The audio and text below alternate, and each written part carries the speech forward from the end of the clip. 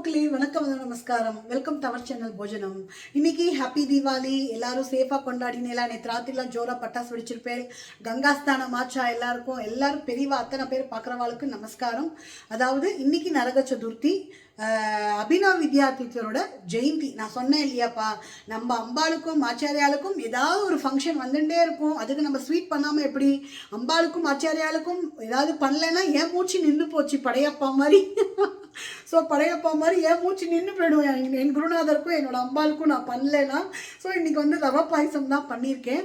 இன்றைக்கி ரசம் பண்ணியிருக்கேன். ரசம் வந்து பூண்டு போட்டு பண்ணியிருக்கேன். ஐயோ இன்றைக்கி என்ன பண்டிகைனால தான் பூண்டு போட்டிருக்கான்னு யாரும் யோசிக்காதீங்கோ.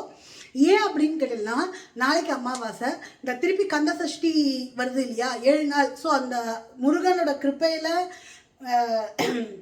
வெங்காயம் பூண்டு இல்லாமல் 7 நாள் எவ்வளோ விரதம் இருக்கணும்னு ஆசைப்பட்றேன்.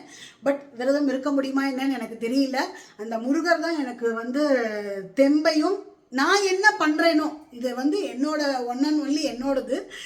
நான் எப்படி விரதம் இருக்க போகிறேன், என்ன பண்ண போகிறேன்னு எனக்கு ஒன்றுமே ஐடியா இல்லை. நீங்கள் எல்லாமும் வேண்டிக்கோங்க.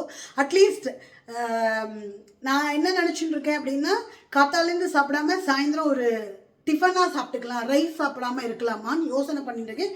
பட் எனக்கு என்ன பண்ணுவேன்னு தெரியாது. முருகன் அப்போதைக்கு எனக்கு பிரேரணை கொடுப்பார், அதை நான் செய்வேன்.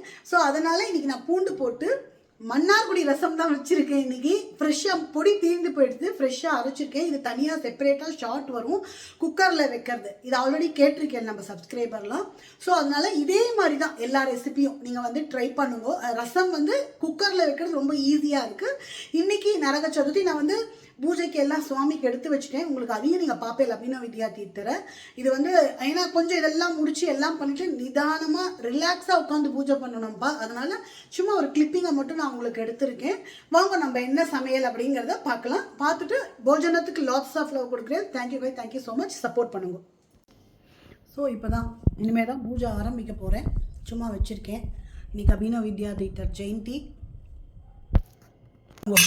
இதுதான் ரவா பாயசம். அபினவ் வித்யாதீத்தர் ஜெயந்திக்கும் தீபாவளிக்கும் ரெண்டும் சேர்த்து. ஸோ இது உருளைக்கிழங்கு கறி, இது வந்து சுட சுட சாதம், இது வந்து பூண்டு போட்டு ரசம்பா. இன்றைக்கி வந்து பூண்டு போட்டு தான் வச்சுருக்கேன். நாளைக்கு அமாவாசை வேறு. ஸோ கந்த சஷ்டி வேறு ஆரம்பம். ஸோ அதனால் பூண்டு வெங்காயம் எல்லாம் சேர்த்தாமல் இந்த ஒரு 7 நாள் பண்ணலான்னு நினச்சிட்டு இருக்கேன். அதனால் இன்றைக்கி நான் வந்து பூண்டு போட்டு மன்னார்குடி ரசம் ஃப்ரெஷ்ஷாக பொடி அரைச்சேன், தீண்டு போயிடுது. ஸோ ஃப்ரெஷ்ஷாக பொடி அரைச்சி நான் வந்து பண்ணியிருக்கேன். இதே மாதிரி நீங்கள் எல்லா ரசமும் பண்ணலாம். இது வந்து ஷார்ட் வீடியோவே நான் உங்களுக்கு வரும். கண்டிப்பாக பார்த்து சப்போர்ட் பண்ணுங்க. இதுதான் நம்மளோட இன்றைய தீபாவளி ஸ்பெஷல் சமையல்.